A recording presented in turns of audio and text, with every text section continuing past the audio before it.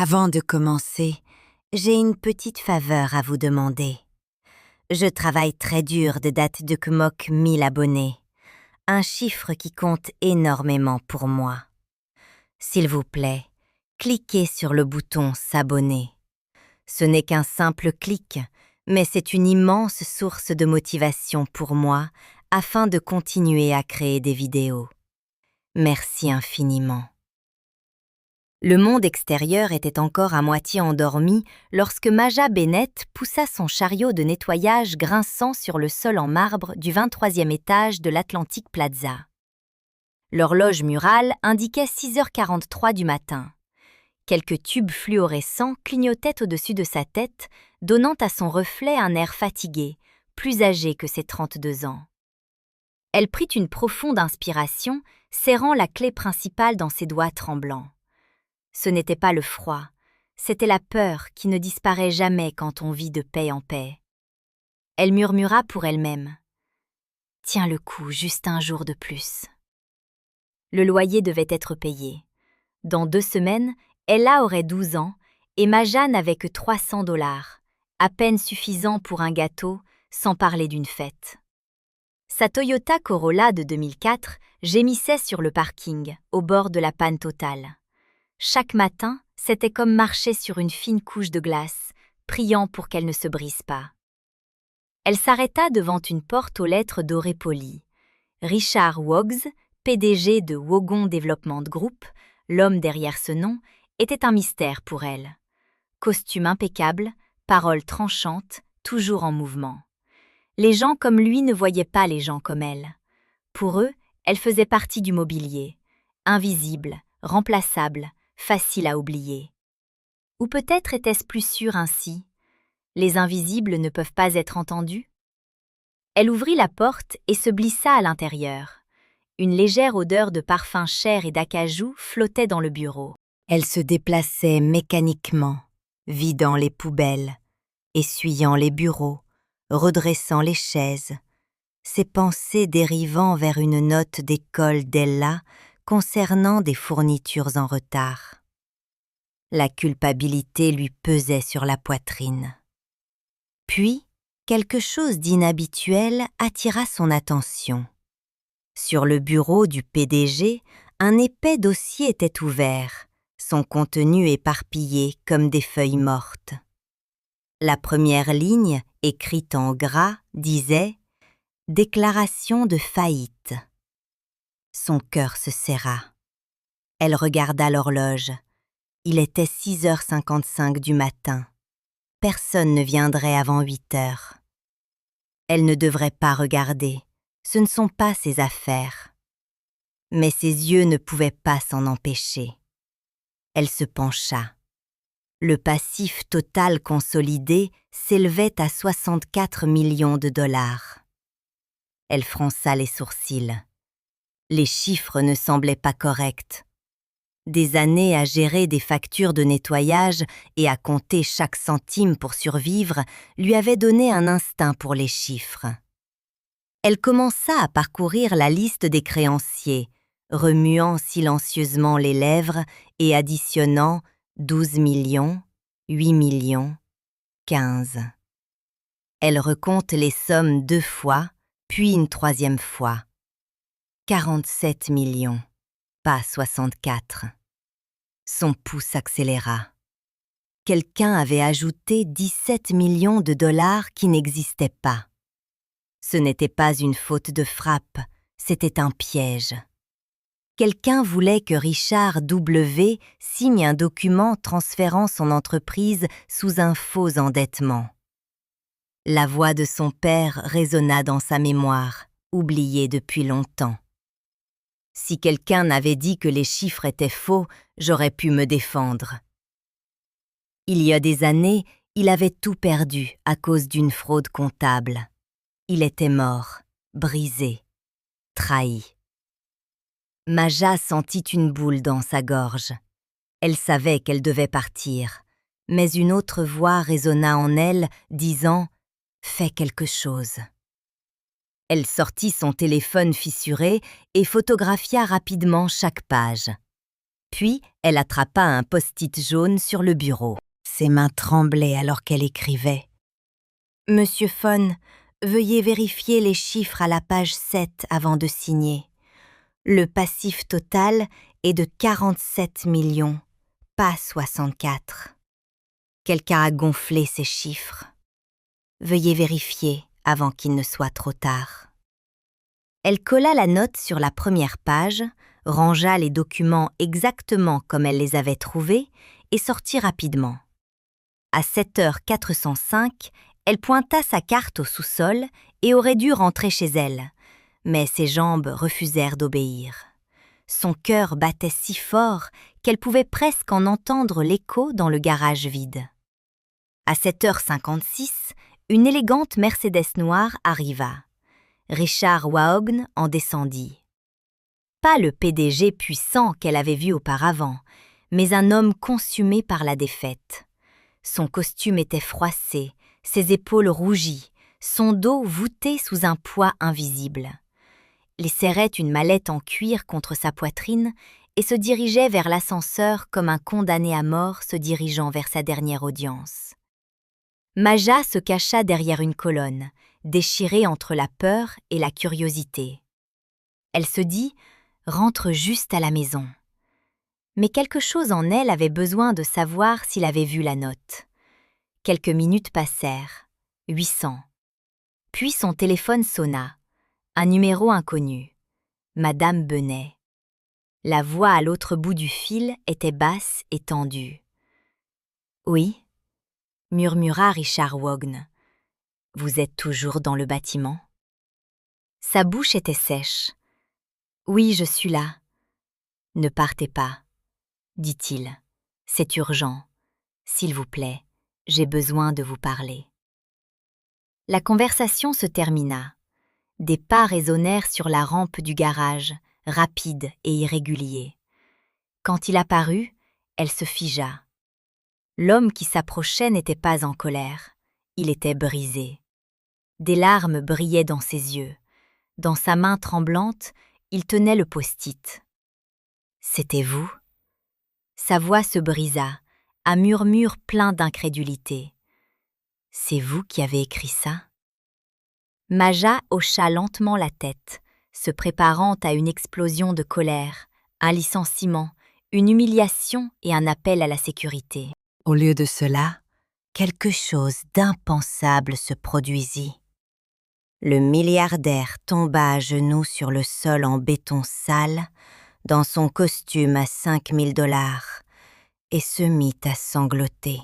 « Vous venez de me sauver la vie, » cracha-t-il. « Vous avez tout sauvé. » Maya resta figée. Elle n'avait jamais vu un homme riche pleurer comme ça. Il s'essuya le visage, essayant de maîtriser ses émotions. 17 millions de fausses dettes. Mon partenaire Austin Monroe les a falsifiées. Il prévoyait de me mettre en faillite et d'acheter l'entreprise pour un demi-million. Un empire de 60 millions de dollars avait disparu en quelques minutes, et j'étais sur le point de signer. Elle le regarda avec de grands yeux. « J'ai vérifié les registres de sécurité, » continua-t-il. « Une seule personne avait accès à cet étage avant 8 heures du matin. Vous, une mère célibataire, n'aviez aucune raison de m'aider. Il n'y avait pas de nom sur la note, pas de demande d'argent. Pourquoi l'avez-vous fait ?» Maya déglutit. « Mon père a tout perdu à cause de chiffres qui ne correspondaient pas. Personne ne l'avait prévenu. Je ne pouvais pas laisser cela se reproduire. » Il la regarda, et quelque chose de nouveau apparut dans ses yeux fatigués. Du respect, de la gratitude, de l'humanité. « Venez avec moi, » dit soudain Austin. « Il sera là dans 10 minutes. Je vais le confronter, et je veux que vous soyez là comme témoin. » « Avez-vous vu les vrais documents ?» Elle hésita. Chaque instinct lui criait de fuir, Mais elle pensa à Ella, à son anniversaire, à la brume de la vie qu'elle avait traversée au lieu de la vivre. Et elle lui prit la main. Le trajet en ascenseur sembla interminable. Dans les murs de verre, elle vit leurs reflets. Le milliardaire et la femme de ménage tremblaient pour différentes raisons. « Quoi qu'il arrive, » lui dit-il, « n'ayez pas peur, dites simplement la vérité. » Lorsque les portes s'ouvrirent au 23e étage, le soleil du matin entra par les fenêtres, inondant le bureau où le destin attendait sur le bureau en acajou. 8h27 du matin, la voix de la secrétaire résonna par l'interphone. « Monsieur Von, Monsieur Monroe est arrivé ?» Rick regarda Maya. Le moment est venu. Il redressa les épaules et dit « Faites-le entrer. » Si vous aviez été Maya, auriez-vous laissé une note? Seriez-vous parti et seriez-vous resté invisible? Austin Monroe entra dans le bureau avec une lente assurance, celle d'un homme qui n'avait jamais été interrogé de sa vie. Ses cheveux argentés étaient coiffés en arrière, son costume gris impeccablement repassé, et son sourire aussi soigné que ses boutons de manchette à ses poignets. Rick dit doucement, feignant la surprise. « Je ne m'attendais pas à des invités. » Il regarda Maya, puis de nouveau Richard. « Vous invitez maintenant des employés à des réunions de direction? Comme c'est progressiste. »« Asseyez-vous, » dit Richard. Son ton était calme, mais plein de tension. L'air semblait électrisant, vibrant comme un battement de cœur.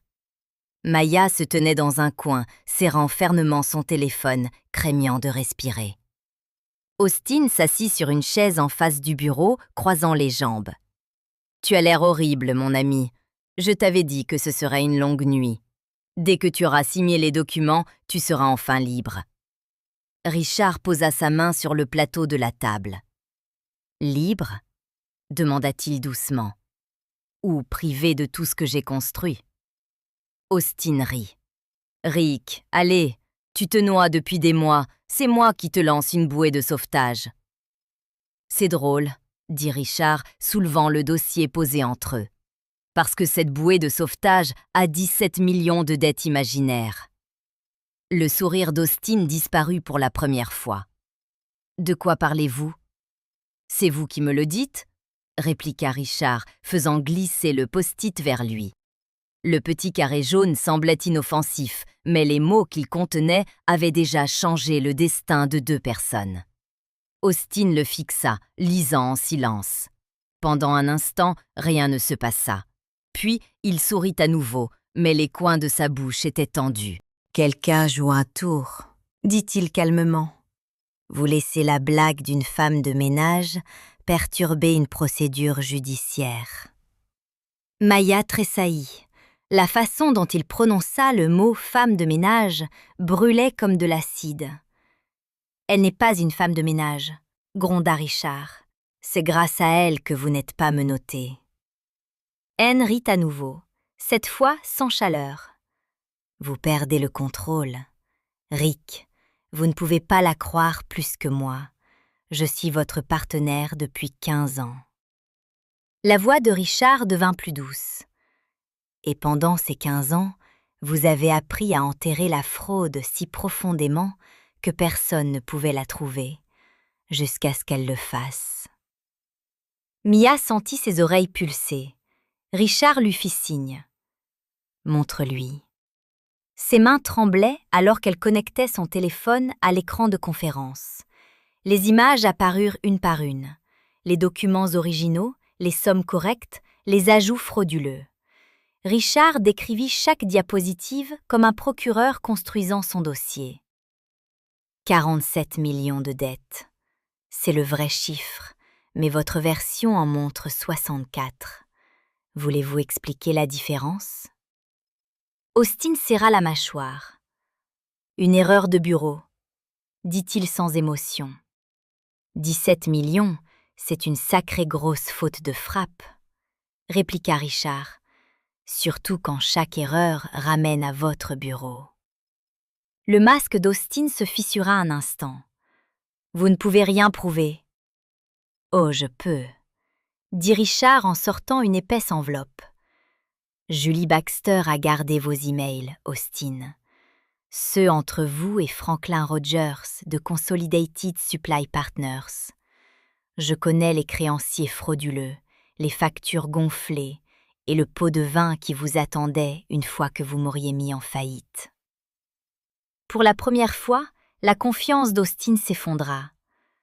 Vous avez fouillé dans mes affaires privées? Non, interrompit Richard. Julie l'a fait. Elle est venue me voir hier soir. Vous vous souvenez d'elle, n'est-ce pas? La secrétaire que vous avez criée jusqu'à ce qu'elle démissionne. Il s'avère qu'elle n'a pas supprimé ses sauvegardes. Austin commença à respirer rapidement. Son regard passait de Richard à Maya. Pensez-vous que cela s'arrêtera à moi? Vous ne me détruirez pas sans entraîner toute l'entreprise. Richard se leva lentement. Alors nous la reconstruirons des cendres. Mais vous, Austin, vous avez terminé. Il fit un signe de tête vers la porte. Le FBI est en route. Je vous conseille d'appeler votre avocat. Le visage d'Austin se tordit dans quelque chose entre la rage et la panique. Il se tourna vers Maya, sa voix dégoulinant de venin. Pensez-vous qu'il se souviendra de vous dans 6 mois? Vous retournerez à être invisible, à récurer les sols pour des gens qui oublieront votre nom. Le ton de Richard coupa l'air. Dégagez. Austin hésita, puis attrapa sa mallette et sortit en claquant la porte si fort que les vitres tremblèrent. Le silence retomba dans la pièce, lourd et irréel. Pendant un long moment, Richard ne bougea pas, se contentant de regarder par la fenêtre la ville en contrebas. L'homme qui avait failli tout perdre respirait à nouveau. Mais chaque expiration sonnait comme si le poids des années quittait sa poitrine. Il se tourna vers Maya. « Vous aviez raison sur une chose, » dit-il doucement. « Je ne vous avais pas vu avant aujourd'hui. Vous travaillez ici depuis 3 ans et je ne connaissais même pas votre nom. » Mia baissa les yeux.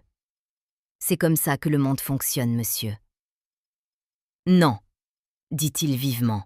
« C'est comme ça que je fonctionnais. J'étais aveugle. Vous avez sauvé 60 millions parce que vous avez vu ce que tout le monde ignorait. Vous l'avez remarqué. Vous vous en souciez. Cela vaut plus que tous les diplômes sur ma liste de paye. » Il attrapa un bloc-notes, écrivit quelque chose, puis lui tendit un papier. « À partir de lundi, vous relèverez du département d'audit interne. Je paierai votre formation, vos cours, tout ce dont vous avez besoin.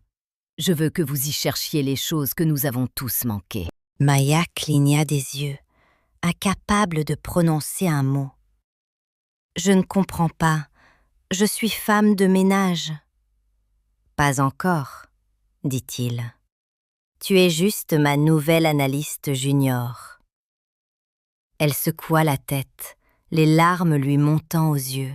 « Je ne peux pas accepter ça. C'est trop. »« Ce n'est pas une faveur, Maya, » dit-il doucement. « C'est de la justice. » Il sourit alors légèrement, mais sincèrement. Le genre de sourire qui vient après avoir survécu à une tempête. « Rentrez chez vous, voyez votre fille, prenez le reste de la semaine, et quand vous reviendrez, commencez une nouvelle vie. » Elle resta figée, essayant de saisir la réalité. Quand elle parla enfin, sa voix se brisa. « Merci. » Il la regarda avec une conviction tranquille. « Non, Maya, c'est moi qui vous remercie de m'avoir rappelé ce qu'est l'intégrité. » Cette nuit-là, alors que Mia rentrait chez elle dans les rues de Chicago, sa Corolla cahotait plus fort que jamais, mais cette fois, elle s'en fichait. Elle repassait dans sa tête tout ce qui s'était passé. Les chiffres, le post-it, les larmes, les promesses. Quand elle se gara devant son petit appartement, Elle resta dans la voiture un moment, regardant la lueur de la fenêtre où Ella l'attendait. Pour la première fois depuis des années, elle ne se sentait pas invisible. À l'intérieur, Ella courut vers elle, les bras ouverts. « Maman, tu es rentrée tard. Quelque chose s'est passé ?» Maya s'agenouilla et la serra fort. « Quelque chose d'important, ma chérie, » murmura-t-elle.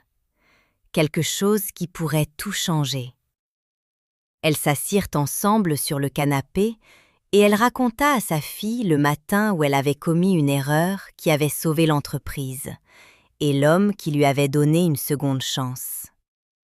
Ella écarquilla les yeux d'étonnement. « Ça veut dire que tu vas travailler dans un bureau, à un ordinateur ?» Maya rit à travers ses larmes. « Oui, ma chérie, à un ordinateur. » Ella sourit largement et serra sa mère dans ses bras. « Tu es incroyable, maman. » Maya ferma les yeux, la serrant fort et respirant ce moment de paix qu'elle n'avait pas connu depuis des années. Pour la première fois, l'avenir ne semblait pas une menace.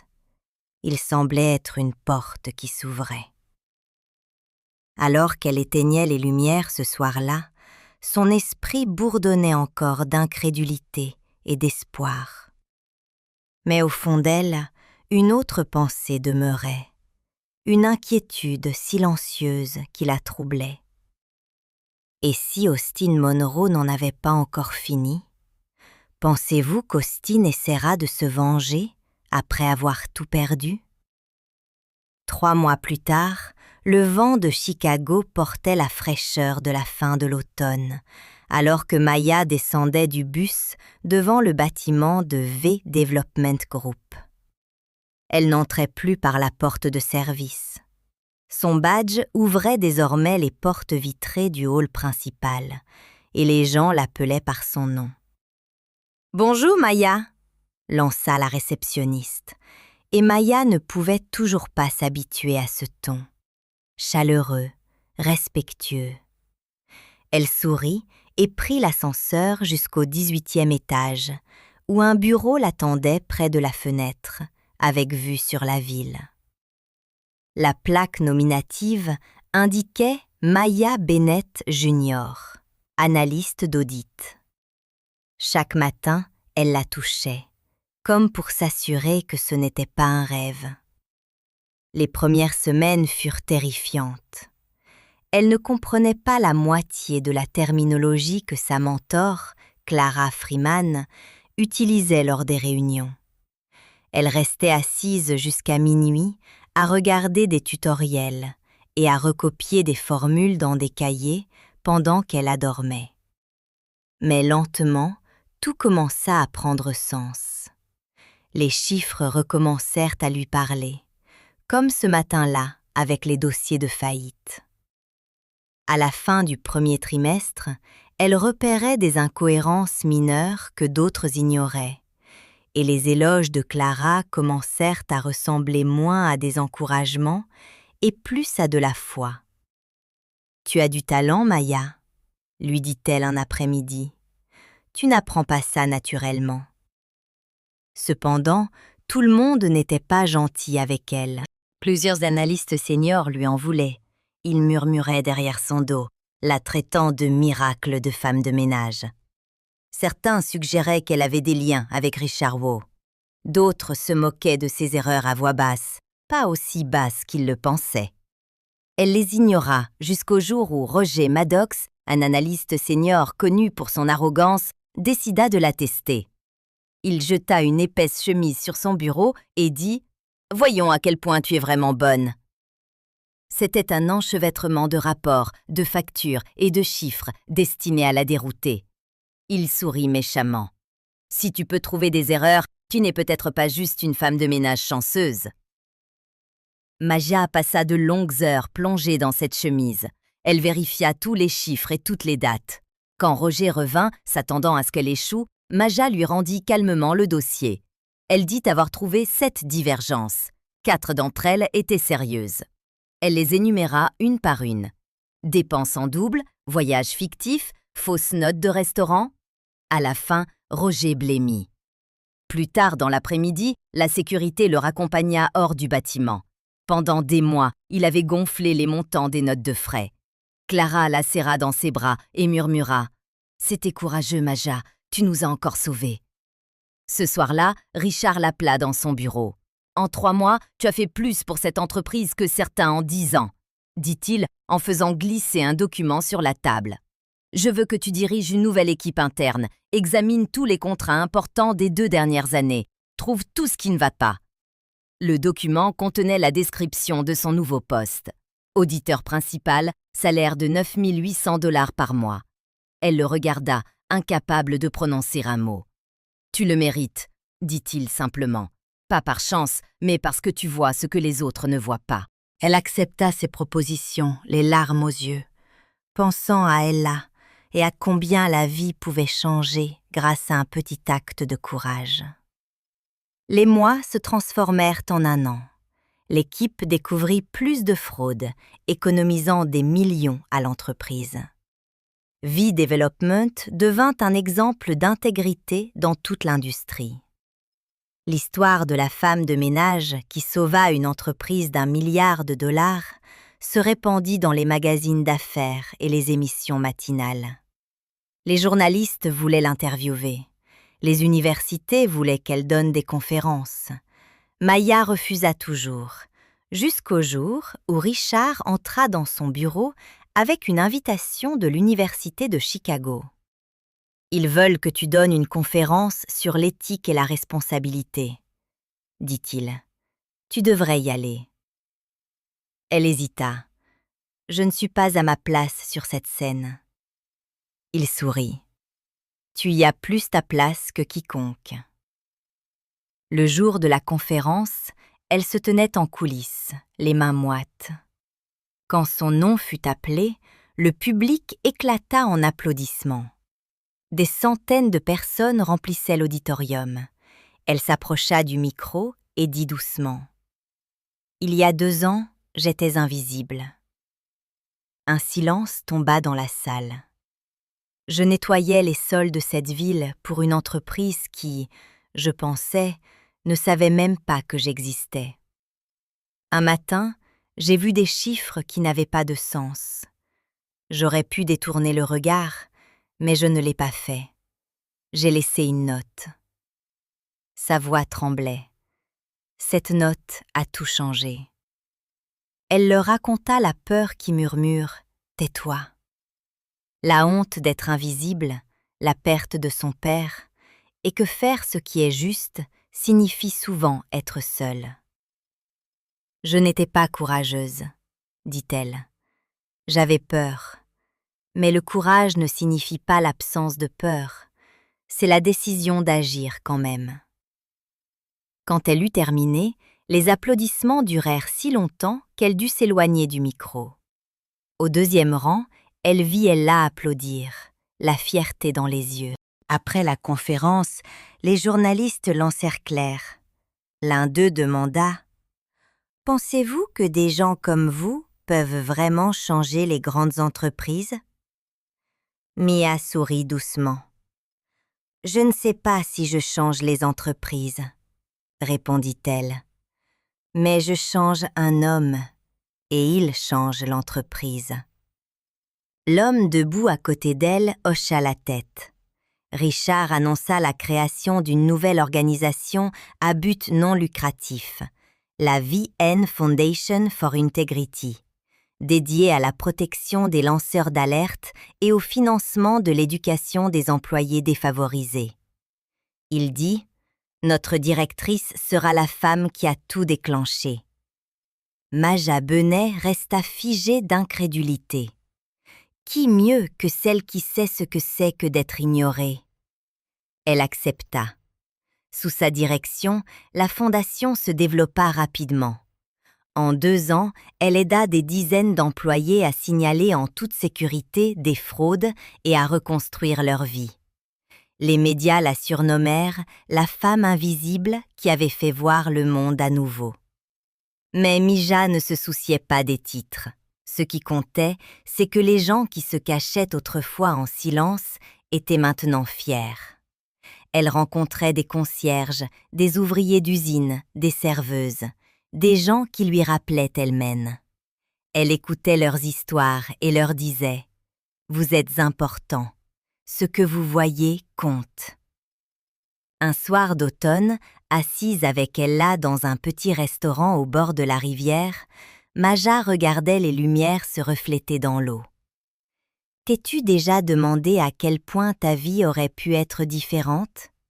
demanda Ella. Maja sourit.